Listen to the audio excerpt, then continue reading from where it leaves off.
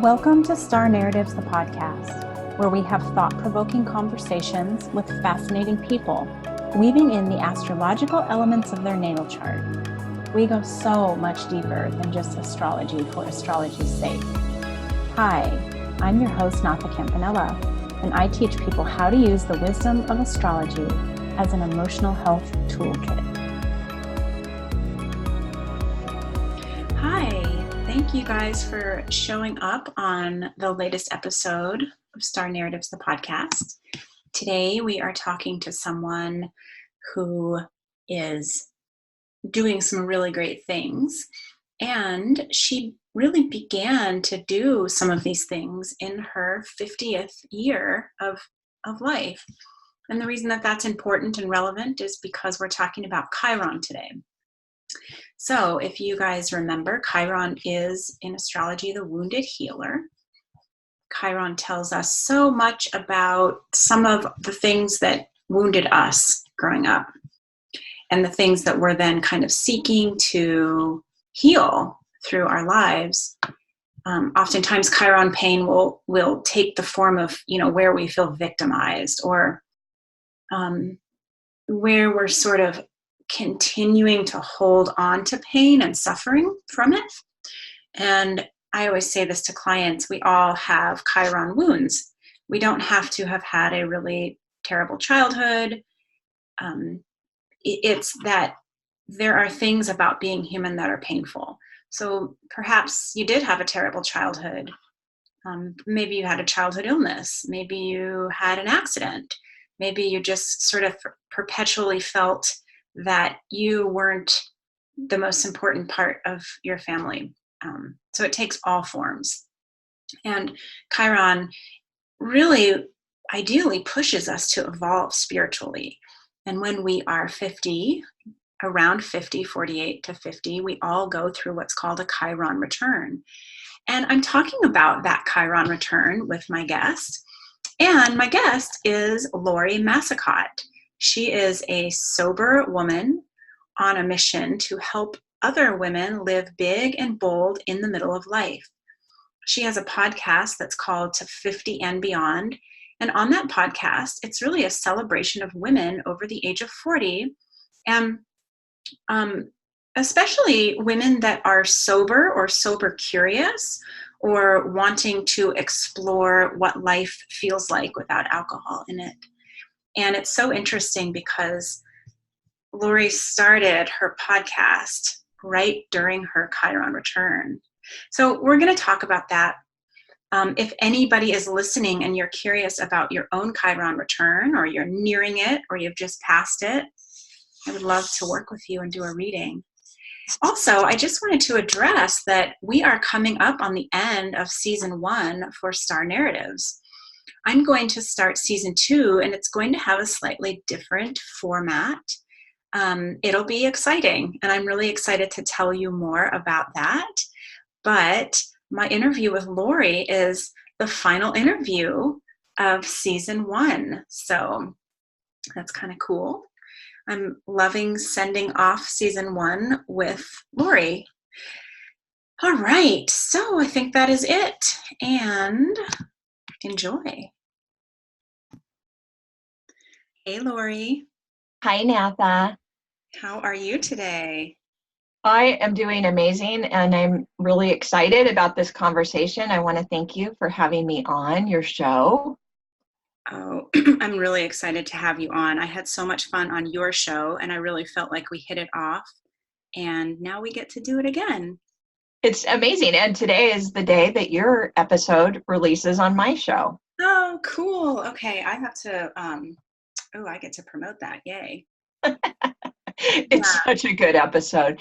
I enjoyed listening back to it, and I was still taking notes. So I'm really pumped for this conversation and just letting everything unfold. Yeah, well, it's cool because when I got out your chart and started looking at it, I see that your moon sign is in the same sign that mine is, which is Pisces. And that usually when I find somebody else with a Pisces moon, it makes me understand why we had resonance. It's like, oh, we have the same moon sign. No wonder we liked each other so much. See, that is so interesting to me. And on my podcast, I talk about, I knew nothing. I learned so much from you just in that short time that we spent together. And that's why I'm super excited to just learn more. But after we got done recording, I just kept thinking about it. Just, how much more there is to understanding ourselves. Yeah, and that's one of the reasons I love astrology so much is it just reveals this whole other sort of map of things that we maybe knew a little bit about but weren't able to totally see. And it's like, oh my God, there's so much more here. I know, it's crazy. I'm really interested in what you do. And so I'm sure that I will be, again, asking a lot of questions.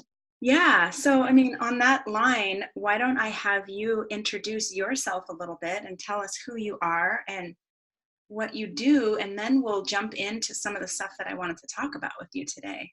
Oh, sure. My name is Lori Massicot, and I have been a coach for women for the past almost 2 years, um, helping them get happy without alcohol. I feel like that is just what I do. I feel like, we have to create these other things in life to feel good about ourselves so we're not always reaching for the drink and numbing out. I spent 30 years drinking heavily, took a break when I was pregnant, and I started drinking at age 14 because I was always socially anxious. And you and I talked about that on my podcast back then when everybody called it shy. I found that alcohol was going to be my answer to life and to being social and to being somebody I was, but just amped up, at different levels. And I completely lost myself, over the 30 years of drinking. I really didn't know what I wanted. And I felt like alcohol was the answer to everything. And I just celebrated 6 years of sobriety.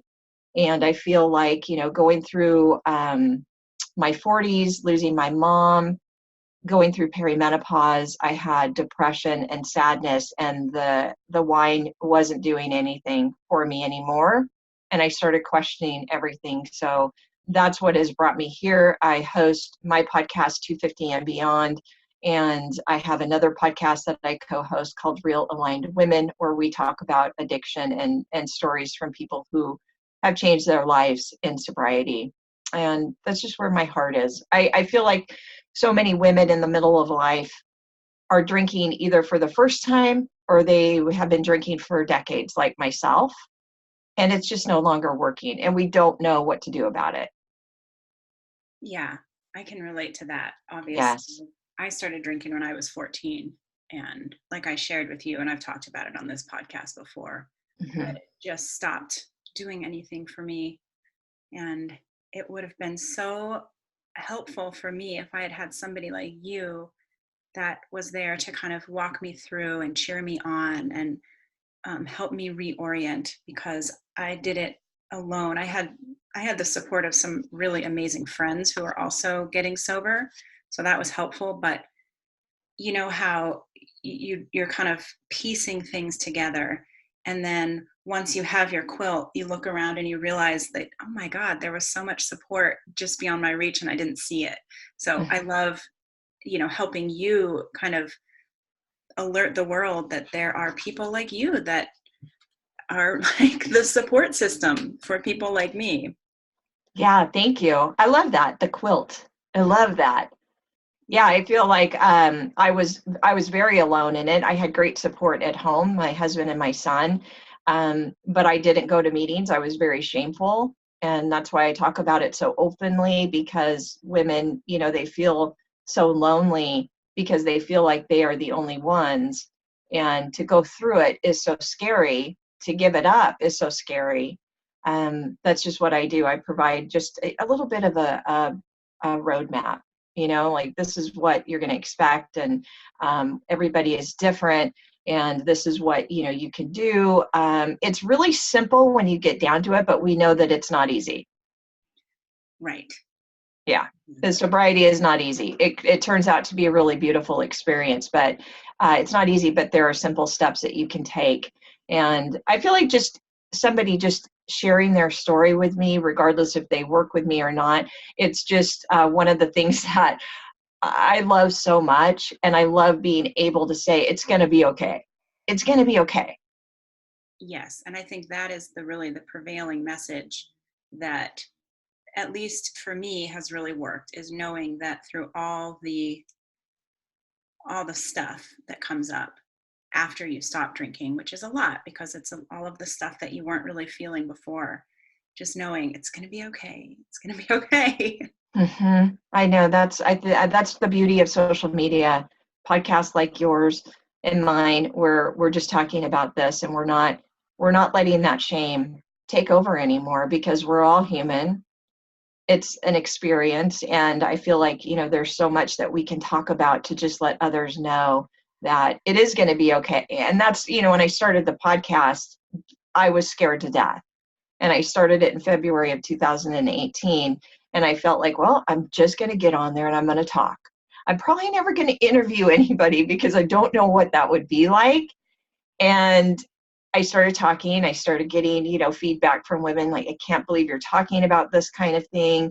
And, it's just grown. And of course, now I love to interview other ladies like yourself who just share openly, and everybody just comes together. And I feel like it's just building and building and building. And so many women are going to be able to change what is not working in their life, whether it's drinking or something else, because there is this conversation going on. Yeah. Yeah. And, that brings me to what I wanted to talk with you today about, and that is Chiron. So just to give you a little bit of an idea of what Chiron means, Chiron is an asteroid, and Chiron in our chart is really, Chiron's nickname is the wounded healer. And so Chiron represents the deep-rooted trauma and programming that we all accumulate during the first 7 or 8 years of our life. And the reason that it's the first 7 or 8 years is because in those early years, we don't have the context to be able to make sense of anything that happens to us. And we tend to internalize it. We don't understand it. We take it very personally. And we look at it like, this happened to me because I was bad, or, any number of stories that we tell ourselves. And we all have Chiron in our chart. And, some people have a fair amount of really intense trauma, but not everybody. So, Chiron can look like the result of a childhood illness where we were in a lot of pain, and maybe our parents didn't understand what was causing the pain and they weren't able to help us, or it could be a car accident. So it's not all about having really abusive families, although it can be, but it's just anything that is painful, whether it's physical pain or emotional pain that happens to us. And so for you, your Chiron is in the sign of Pisces, and you have a pretty, your Chiron is big in your chart. So we could say that for you in this lifetime, you are one of the wounded healers. And so what that usually looks like when I'm reading a chart for somebody that has this strong signature is that we really have to we kind of have to walk through our pain for many years in various ways. And eventually, ideally, we find, we gather the medicine that we need to heal. And so it's various versions of it. It's not just one single thing or one healing event, but it's, identifying that we feel awful and then trying to find something to fix it. And for you, so let me just tell you a little bit about Chiron and Pisces, because this stuck out to me when I was looking through all of your website and reading everything about you. With somebody with a Chiron in Pisces, and this is a number of people have it. It's a generational planet, so it could be Chiron travels through some of the signs in as small as 2 years, but in other signs it takes about 8 years. So there's a lot of people on either side of you and your age that have Chiron in Pisces. But what it means is that your energy antenna picks up on most everything in the world. You're really, really sensitive. And Pisces as a sign will do that. There's an emotional porousness that comes And I mentioned earlier that you have a Pisces moon, which means that emotionally you can feel quite sensitive to what the world around you, really, what other people are feeling, other people's emotions. And you can, if you're not paying attention, internalize it, and it can get confusing. Is this my anger, or is this their anger? Or is their anger making me feel shame, etc. So I want to touch in with you and find out, does any of what I just said resonate with you first, and then I'll go on. Yes, definitely. And I will say the trauma for me started at age 11 when my dad died. I was very, very, very close to my dad. And that's where my trauma comes from. I know that. I don't know, I've heard that, between the first 7 to 8 years that, we're holding on to that. But I did have a lot of trauma when he passed away. And then a few years later, of course, is when I turned to alcohol. And I completely changed after he died. So, but yes, I'm very sensitive. And I feel like now, just with aging and going through what I have gone through, I'm able to not internalize other people's stuff. You know what I mean? But I still can do that, yes.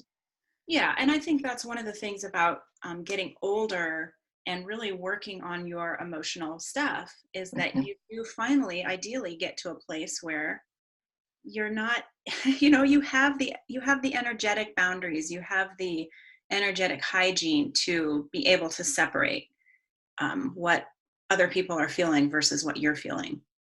Exactly. I mean, now that if I hadn't quit drinking at 45, I don't know what I would be like today.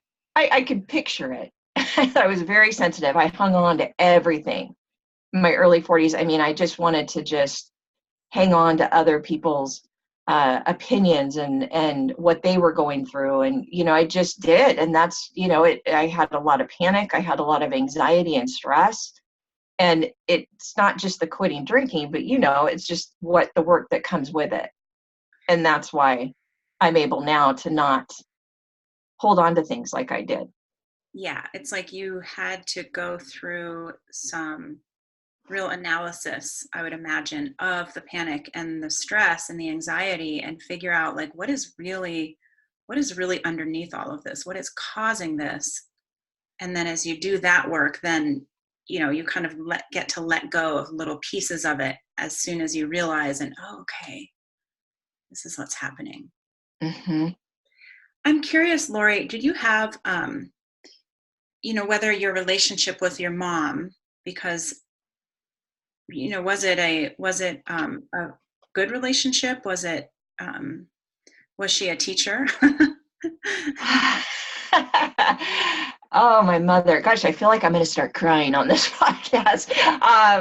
My mom, yeah, no, we had a very close relationship, but we fought a lot. And like, my sister is 4 years older than me. She had this complete opposite. They were very close. They never fought.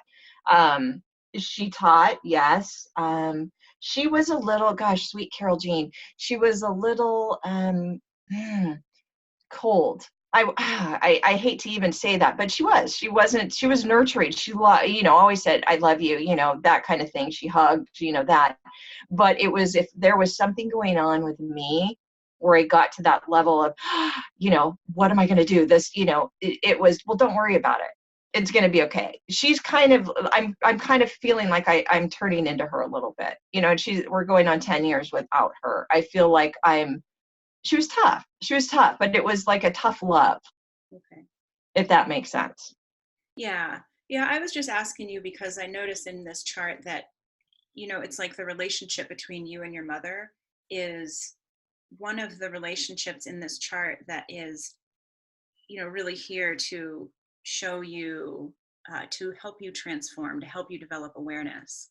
And it's connected closely to your Chiron and also to your moon, which means nothing to you, but just to kind of nutshell it, it's there's this transformational path that must be walked, this fire almost that you have to walk through, or that you probably have done a lot of that work, but that you had to walk through in order to really develop, like, some of these things like a sense of courage and a sense of surrender. And of course, before you get to that, there's other stuff like, some of the stuff that makes us angry, that makes us argue, that makes us resist.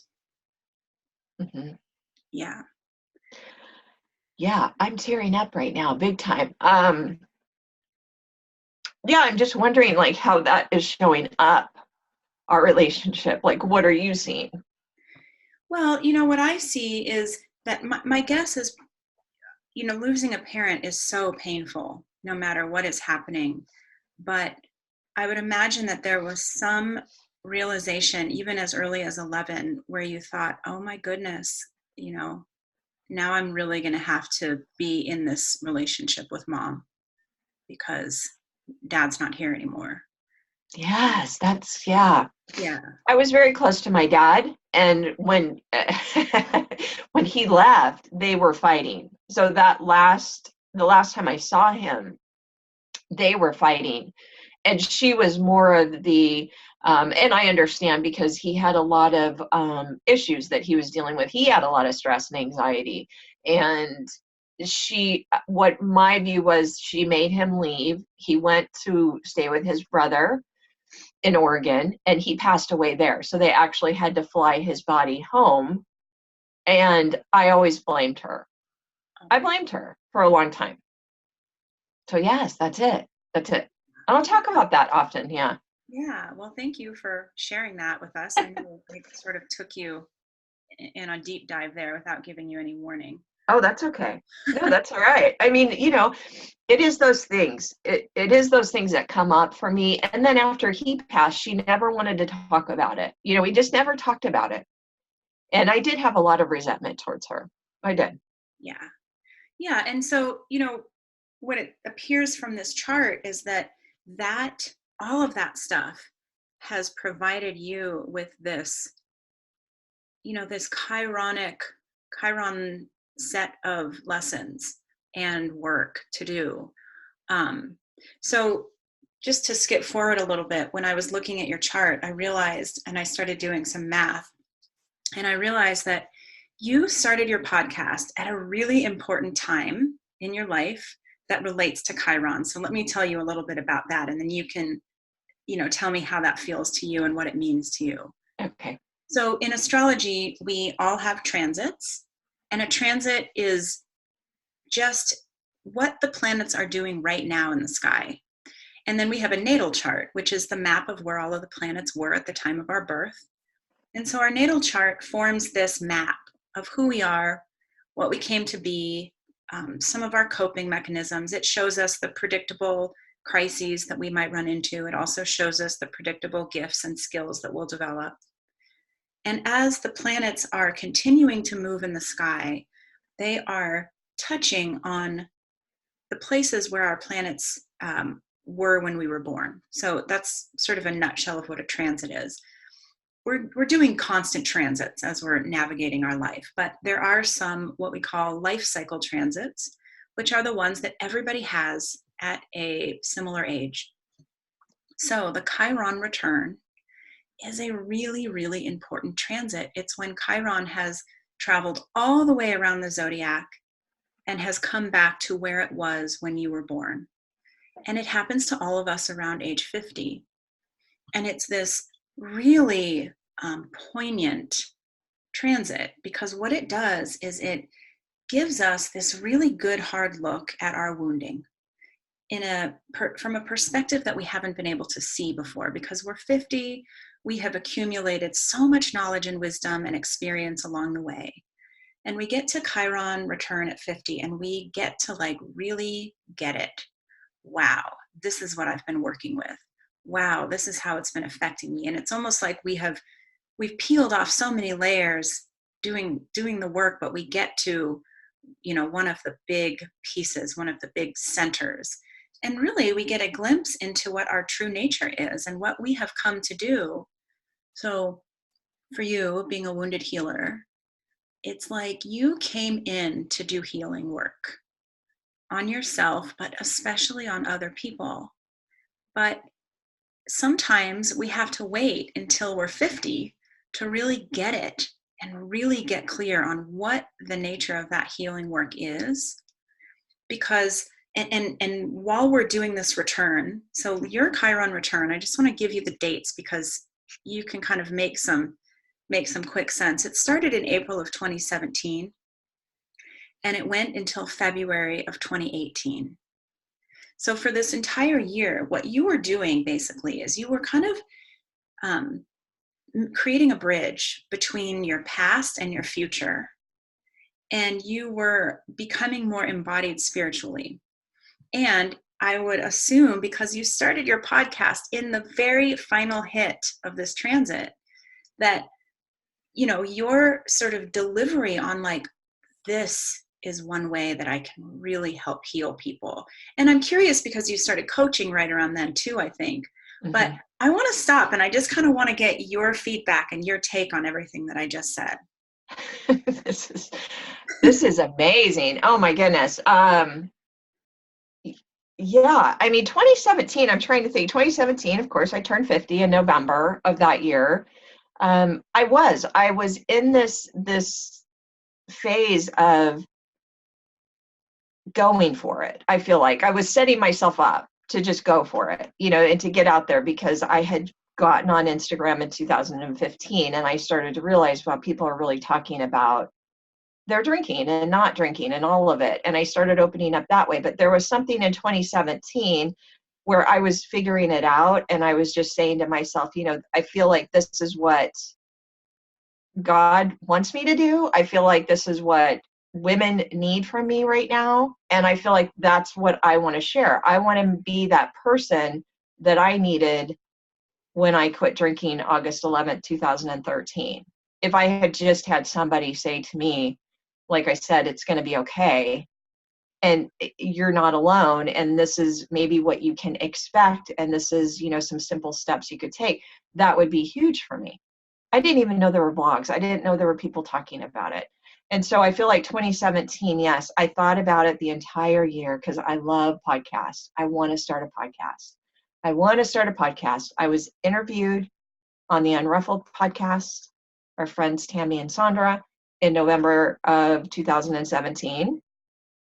I took a big trip to New York that month for my 50th birthday. Got back, I did that interview, and I told them on that podcast, I'm going to start my own podcast. And I had wanted to do it by the end of the year, but then I just didn't. I got sick in January of that 2018. I came down with the shingles, and I thought I was going to lose my mind. And I kept thinking, life is so short. I need to do this. Like, I was in so much pain from just having that, you know, and you're thinking about things like that, like how I never get sick. So to have that sickness, it catapulted me into just starting it. And I literally recorded, I think, the first few episodes on my phone. I didn't know what I was doing, but I thought that at that time, yeah, I just felt like if you don't go for it now, you're never going to do it. Wow. So does that make sense?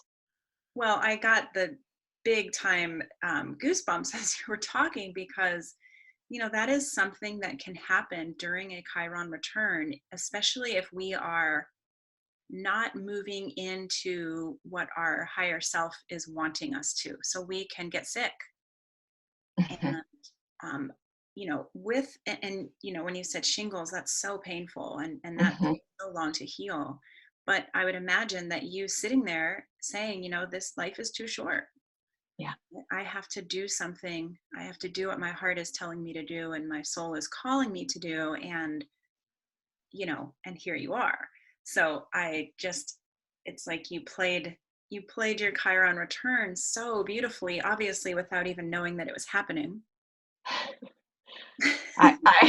You know, I feel like I'm speechless right now. I mean, honestly, I just love what you do so much. This is just, it's eye-opening. I feel enlightened. I feel like there is, you know, so many times, and especially that year and the year before even, I was, you know, I just doubt myself. And then I start saying, you know, on that night, August 11th, 2013, I say it now, at the time I didn't know, but I know it was God. He just spoke to me. He just said, you've had enough. You've had enough wine for a lifetime. And I felt that higher pull, but I didn't believe in that kind of stuff back then. I just went with it. And so now I do believe that I do have this higher self that is always telling me, it's going to be okay. You just try it. You step forward, you take that, you pick up your phone and you record a podcast episode. And one of the first podcasts I did was talking about the lessons that my mom and dad have taught me from above. I think it was the second one. I needed to get that out. And so, yeah, I feel like, I know that there are people with, terminal illness and sickness. Just having the shingles sounds like nothing, but that I had a very extreme case and I didn't know what it was. So I went too late and I didn't get any kind of medicine. So I was like nothing on shingles. And I had a very, very bad case of it. And I just remember thinking, this life is way too short. I cannot mess around anymore. I have to do these things that I want to do. And so from the podcast, that is how my coaching has really bloomed. I'm not somebody who's really out there marketing on social media too much. I just talk to women and I share my story. I share other women's stories. And that's what has connected me to really building my coaching business. And so I'm so grateful for it. I'm so grateful for that month that I just said, I'm doing it. I don't know what I'm doing. I'm doing it. Well, it's like when I look at your chart, and your Chiron, by the way, is very closely connected to your midheaven, which is your career line. So it really makes sense that you would use this and use it go into some sort of career. And I was curious when I was making your notes, what were you doing before you became a coach? Oh gosh. Well, I really started coaching. It's kind of funny. I started for 20 years I was in the real estate industry and I got laid off in 2007. I could not find any work in that industry. I was making a lot of money and I really enjoyed cleaning and organizing. So I literally started a house cleaning business in 2007. I still clean twice a week. I absolutely love it. I started that. And then in 2015, that's when I was getting into social media and I found Beachbody coaching. And I thought, what is this all about? I was really wanting to do workouts and change my body composition. And I did that for a brief time, but it opened up this whole world of there are other things to be doing. Like I can do something else because I didn't want to just be doing the cleaning. So that's really, I never really talk about and do you know what Beachbody is? Well, I mean, I can guess, but I don't know it. I don't totally know what it is. They're at-home workouts, and they have coaches that people who are like, it's an MLM. It's distributors who actually work with people to, go through the at-home workout and the food plan and everything. And that's where I was at that time because I was trying to take care of myself. And I thought, I'm going to do it not as a full-fledged business, as fun. And I did have fun. Girlfriends from high school joined me. We would do groups together online. And I was helping people. And then I thought, let me get a certification for nutrition. I want to figure this stuff out. I want to learn. Went to school for that. I got that. And then I was still doing that. I've coached women who want to, get just eat healthy and not count calories or anything like that. So I did that. And then it just slowly branched into what my calling is. And one of my callings, I know, and the only reason that women really come to me is because of the drinking. And I kind of resisted that at first because it's not my job to keep anybody sober, but it's my job to have women have access to me to where I can not talk them out of it, but just talk them through it. And so this is how it's just built. Does that make sense? Yeah, it does. It really makes sense as I'm sitting here looking at your chart. I mean, you have the planet Uranus in connection with all of this career and this Chiron stuff, which is what shows me that you're probably, having all of these different versions of career has been really, really necessary. And even having different versions of your current career, doing a little bit of this and a little bit of that is also really important for you because it kind of helps you to, for one, not get stagnant and not get too flatlined, keeping things interesting. but also because there's some way that you're sort of inventing, doing all of these different things helps you to alchemize everything that you're learning from the different careers and using it as, we could say like your own personal signature coaching program. Yeah, and I'm still in the midst of that. I love working with women one-on-one. I do a group every month where I just feel super creative. I had my call last night with the women that were on there, and it's fun for me. But I'm still, I just don't feel like there's, how they say you have a niche. You have a niche. I don't know. I know it's women. Oh, I always say women over 40, but I'm still figuring that out because I have younger women who contact me, and I think, yeah, I mean, it's unfolding. It honestly is. I know for me though, I have a really strong work ethic. I always have. And when I started working very young, and when I was in that real estate position, it was in escrow in Southern California. It was so stressful. It was a very high paying job, but I drank because of that job heavily. And I never thought that I would get out of something like that until I was laid off. And, that was the worst day of my life, but really it ended up being just the best day of my life. I love that. I've seen so much of that lately where it just feels like somebody's complete rock bottom. And then fast forward a few years and we look back and we're like, oh, thank God that happened. I know. And I remember calling my mom on the way home. I was crying. Oh my God, I got laid off. She's like, it's going to be okay. Do you want to go have lunch? No, I need to look for a job. It was just like, that's how she was. She was always like this strong person for me, So it's very interesting that you brought up that relationship. And that's why I got emotional because I feel like she's still here with me. More so than my dad. I was younger when I lost him, but I always feel like my mom is here with me and she's just cheering me on and supporting me, and I'm becoming stronger because of her. And it's very scary when somebody that close to you passes. And I remember watching her take her last breath thinking, well, what am I going to do now that she's gone? Right. She was my rock. Right. Like, who am I? Who am I on this planet? Yeah, and so now I'm finding her, and this is just also so eye-opening to me.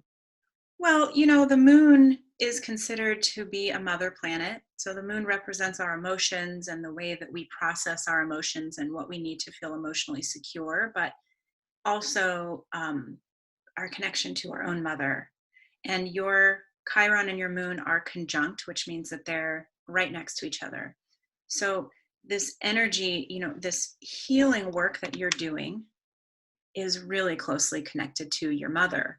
So, I would say, and you are already doing this, but of course, be open to the guidance from beyond, from her. Mm-hmm.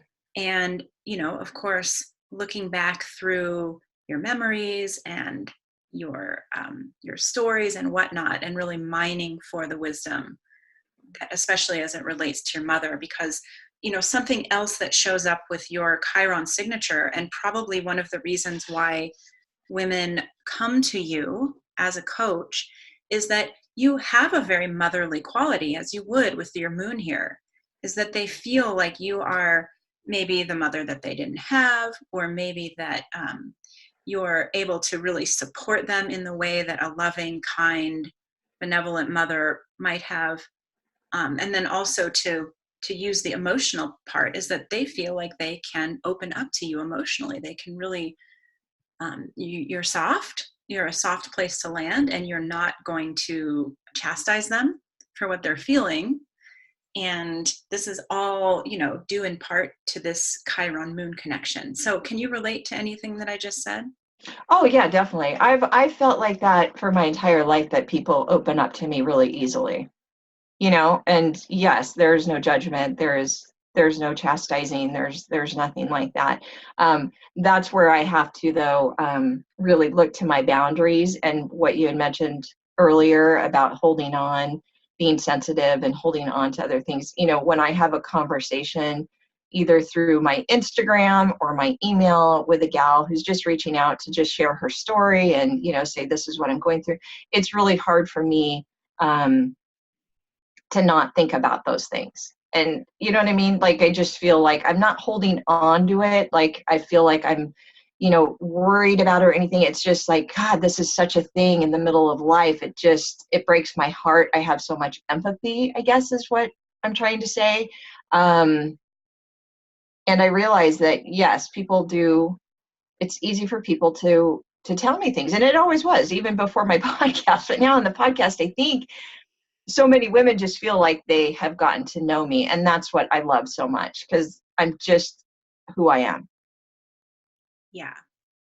I don't have a podcasting persona, even though my voice kind of does sometimes go into that, like, oh, podcasting voice. But I don't know why. It just happens. But I'm just real. I'm very real and honest, and people are attracted to that. Yeah. Well, you also have Pluto in connection to your Chiron and Moon, and in close connection as well. And Pluto is the part of you that makes people feel like they can reveal their secrets. Mm-hmm. And they can really go down deep. And of course, this also adds another layer for you of empathy. And sometimes it can probably get pretty intense. Mm-hmm. But what I always say to people with a lot of Pisces in their chart, like you have, is that you need time to unwind and unplug from the world, probably more than most people do.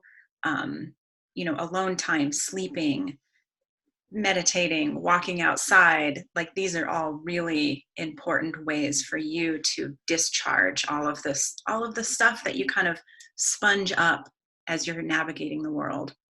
That's very helpful to know, because I am that person, and I've really worked on it the past year. I always have to be doing something. Mm-hmm. And just really, I record a podcast after this. I need some downtime. I'm putting out that energy. If I'm on a one-on-one call, definitely. I mean, that's why I have to space them out, because it is a lot of energy, emotional. And I do have to have that downtime, and I have to rest. And that's one thing that I've had to give myself permission for over the past year, to rest. And honestly, I know for me, I am post-menopause. I'm not taking any kind of replacement therapy for my hormones. So I have to pay attention to those things. My body and my brain needs that disconnection. I'm kind of giggling over here because I see this so often. So Virgo is a sign that's an earth sign, and it's very much about, getting the job done and staying busy and really, staying the course and being self-sufficient and self-contained and all of these things. And you, of course, have a very strong Virgo signature in this chart. And then you cross the chart and you get to Pisces that says, no, I need rest. I need alone time. Too much stress sends my nervous system into a freak out. And you're not alone. I have a similar thing in my chart too. And it's like this constant thing that we need to be aware of, really, the balance, right? The drive for those of us that have this, sense of obligation and responsibility, and also just like to be busy, like the feeling of the adrenaline, but then also really honoring, especially as we get older and we get to these places in our lives where it's like, God, are we just going to drive ourselves crazy forever? And I have to sometimes force myself to sit down and to lay down. But I find this inner dialogue that happens of like, is this really okay? And then, yes, it's really okay. Okay. Nobody's going to judge you if you're taking a nap, but the more that I can do that, definitely the happier and less stressed out I am. And it sounds like kind of similar for you. Oh, totally. Do you feel like you just kind of push yourself up against a wall and then you're just not making any kind of progress and you're still wanting to keep going?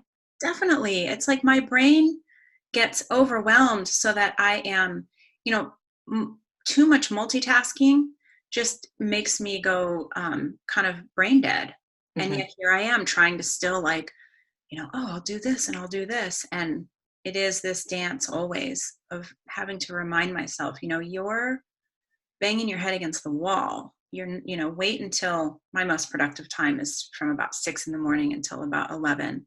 Mm-hmm. Wait until tomorrow morning when you're fresh, and then you can really get some good stuff done. But my inner critic has a lot to say about putting things off, right? Mhm.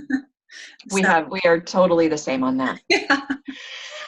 Our good time, 6 to 11. Yeah. And I would fight it saying, well, gosh, Lori, other people are working in the afternoon. Like, why don't you, but if I rest, I kind of have a second wind in the afternoon, but I always have to remind myself, you're going to be up early tomorrow.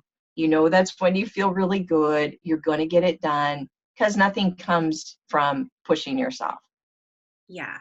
And Lori, it occurs to me like that is exactly the kind of permission that I would want in a coach, is somebody like you that says, listen, I've been there. I know exactly what this is like, that the busyness can generate a certain kind of, it's almost like a stress chemical that we get addicted to, right? Is like that adrenaline of, I got to get this done. I've got to do this thing, but it's not like any addiction, right? It just doesn't ultimately end up serving us. And we have to counter it with different behaviors that are healthier. And I just like how supportive you, how you must be around that stuff.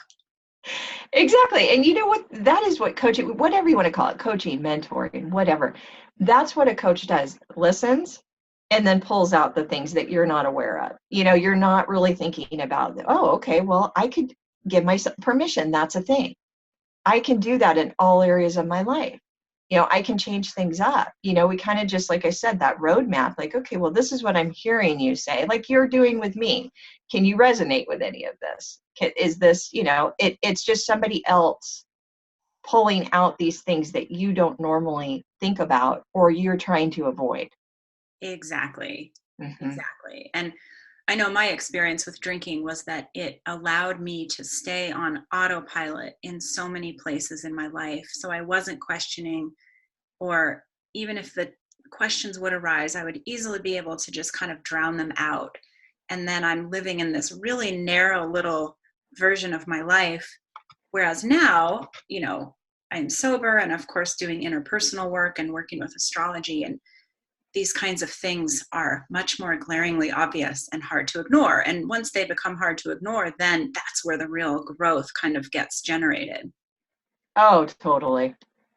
Yeah, it's that denial and that avoidance. And once and I know especially in sobriety, once you stop drinking to avoid and deny, you really don't have another choice. You have to start doing that personal work. Yeah. And, it's such a beautiful time. It really is. It's hard and it's messy. But if you go into it and you just say, okay, now this is my time. I'm going to start working on the things that I'm pushing back and that I want to drink over. And that's why, in our podcast together on 250 and Beyond, when you share your story and you talk about how you worked through your sobriety, it's just like, I just had so many downloads from that, it all makes sense Yeah. That's what I love so through much. astrology. Yeah. And just even having conversations like this is that people get downloads of their own from listening to what we're talking about. And that to me is the whole point.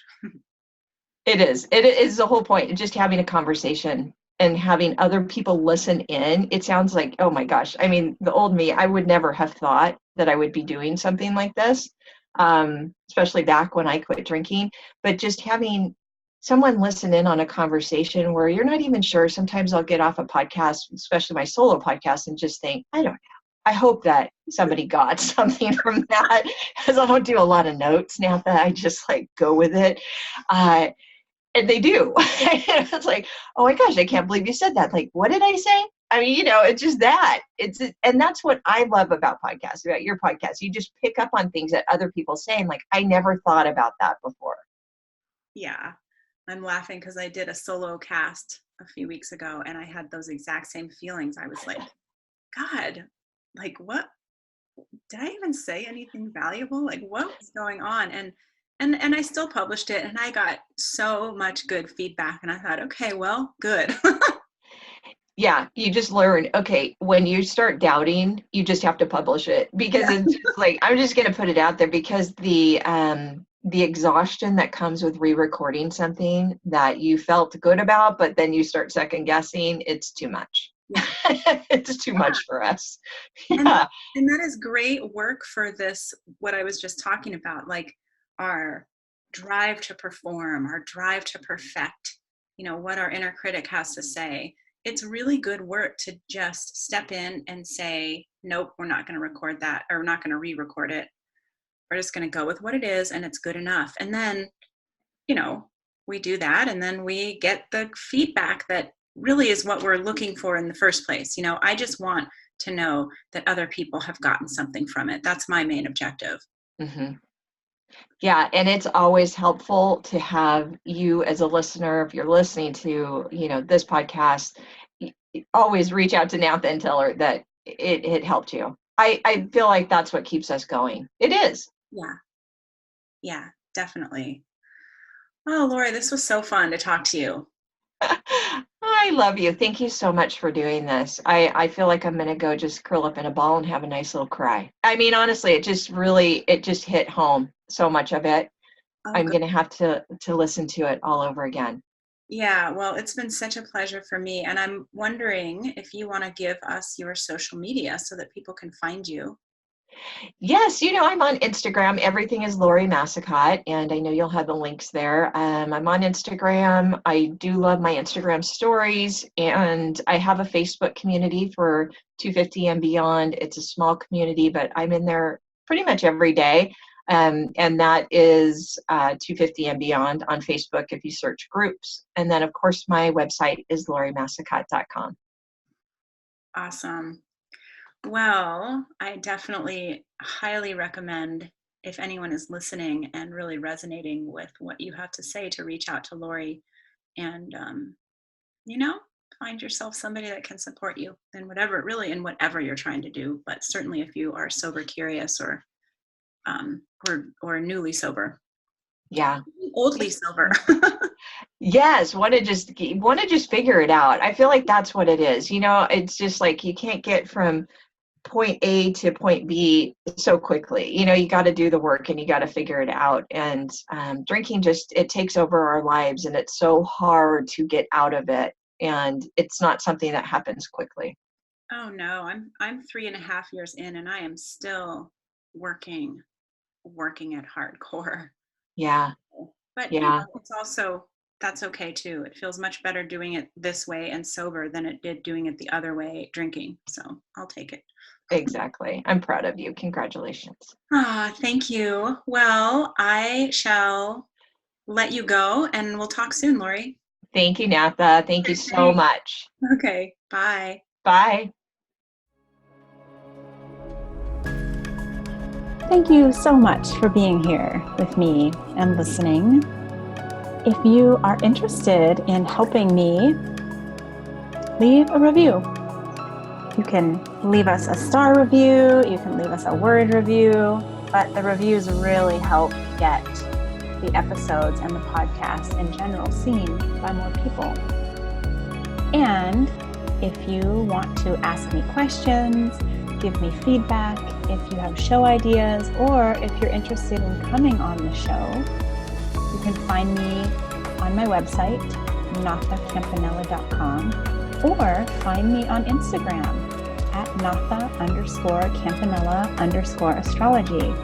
Oh, and recommend this podcast to friends that you think might like it too. All right.